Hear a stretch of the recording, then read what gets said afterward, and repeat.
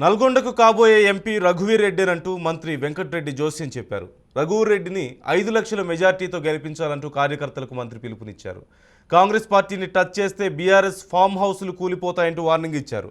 తాము తలుచుకుంటే ఒక్క ఎమ్మెల్యే కూడా బీఆర్ఎస్ పార్టీలో ఉండరని, గత ప్రభుత్వం లాగా ధరణి దందాలకు పాల్పడడానికి మేమేమి బీఆర్ఎస్ నాయకులం కాదంటూ ఎద్దేవా చేశారు. బీఆర్ఎస్ నాయకులు ఎప్పుడు ఎవరు జైలుకు పోతారో తెలియని పరిస్థితి నెలకొందంటూ వెంకటరెడ్డి అన్నారు.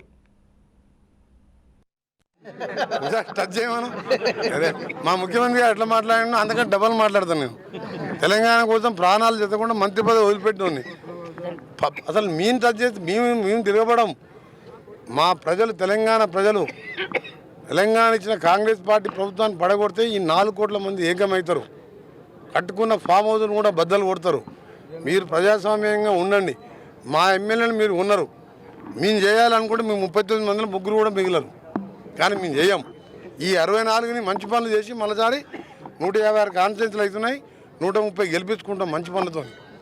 మీలాగా ధరణి దందాలు, దొంగ కాళేశ్వరంలు, టానిక్ వైన్ షాపులు, ఢిల్లీలో లిక్కర్ షాపులు, ఎవరు జైల్లో ఉంటారో తెలియదు, ఎవరు బయట ఉంటారో తెలియదు.